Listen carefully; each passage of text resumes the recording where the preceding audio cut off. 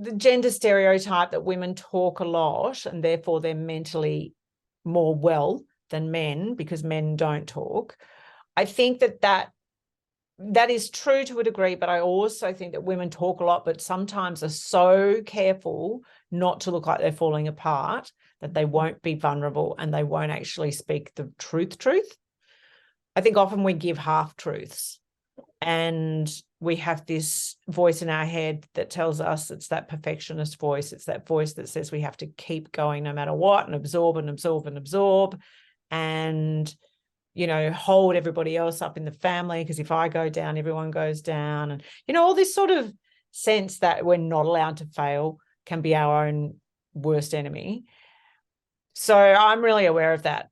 And I think it's really important to dig a little deeper sometimes.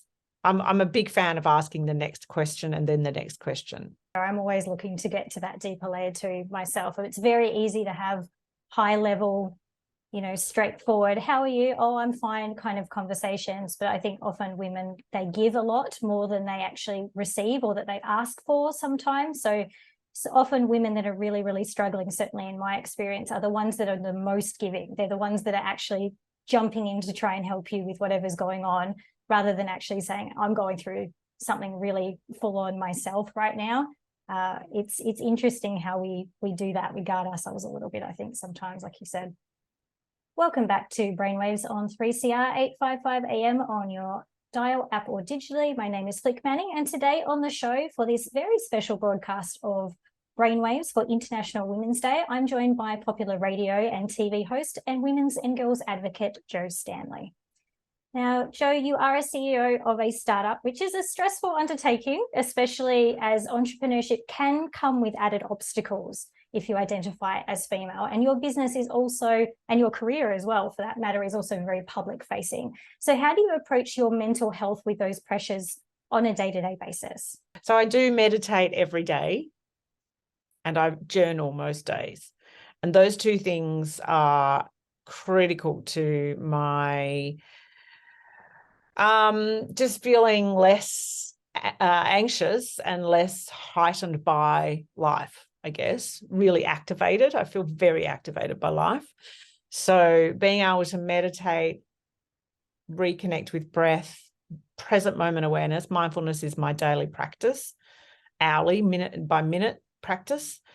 And so the meditation allows me to return to that and this present moment, but also to set an intention for the day.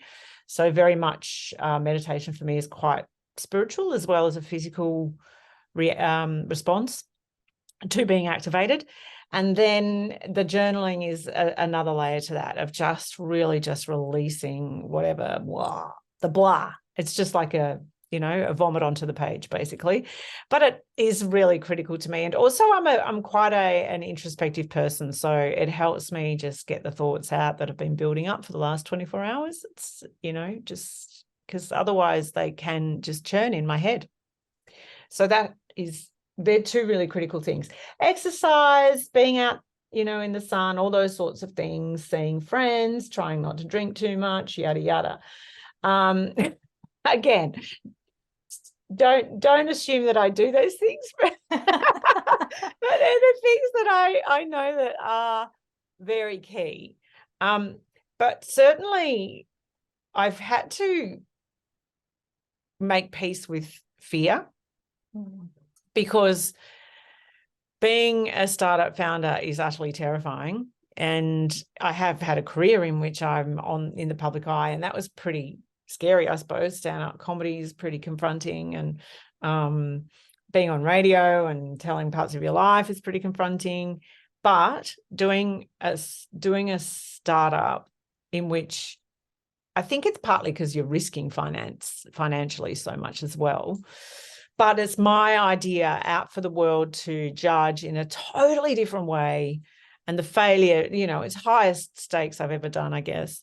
And you just have to make peace with your fear because it's never going to go away. Like, I'm never not scared.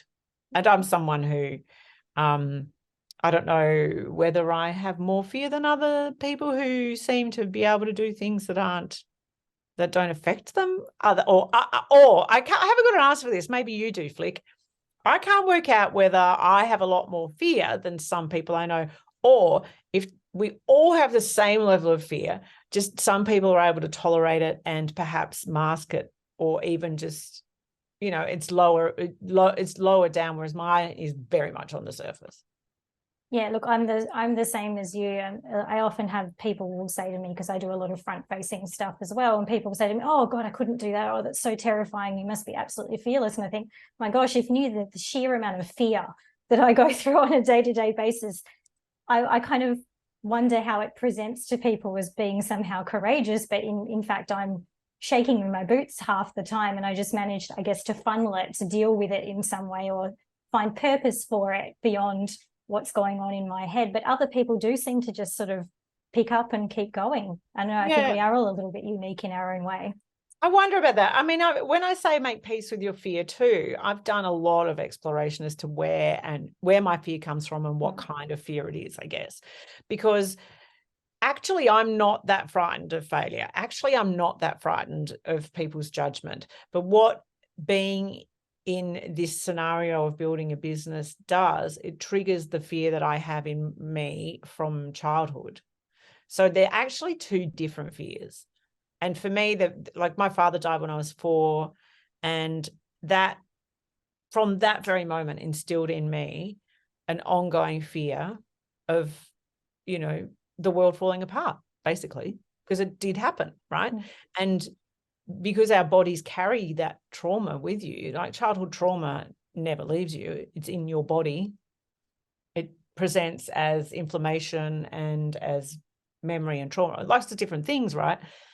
So I've had to understand when I'm really frightened, it's not necessarily the very thing I'm doing that day that's making me frightened or anxious or stressed. It's triggering a body response that is actually from 45 years ago.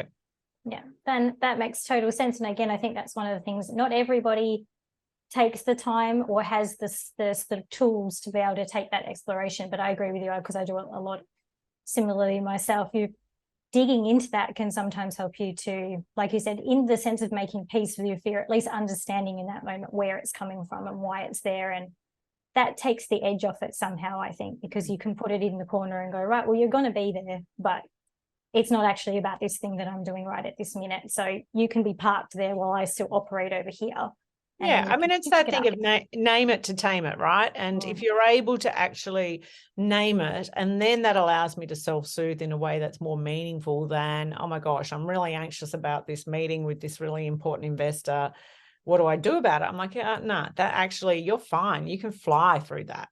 Actually, what you're feeling is something completely different. And then you know how to self-soothe. Yeah, exactly. Spot on. Just I hope everyone listening is taking notes. I hope they're getting out their journals and taking notes to that section, because I think you just gave some incredibly poignant advice in terms of self-awareness and working through, or at least understanding the triggers of where your mental health. And look, I want to say that exploration is hard. Oh yeah. Like, if you have not done it or feel like you can't, or if you've tried and just gone, no, this is too hard, that's okay too, because it's really, really distressing to go through those explore all those different parts of yourself. It's very hard. So be kind to yourself. Great piece of advice. And Jo, look, I feel like I could talk to you forever, but we have come to the end of our time together. As I knew we would speed straight through.